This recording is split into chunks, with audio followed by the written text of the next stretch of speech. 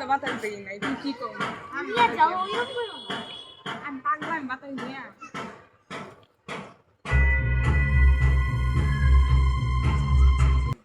কানে কি জানি একটা ফিস ফিসের শব্দ হইতাছে আর কি পাগল এই কি বলতে অদ্ভুত লাগতাছে আর আমি যাবো না এখন আর জামা কাপড় না এইটা বলতে গেছি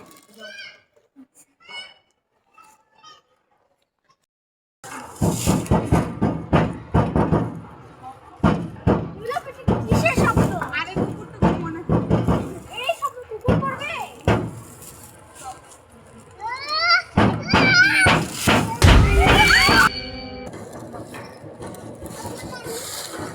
আরে বাপু কি শব্দ হইতাছে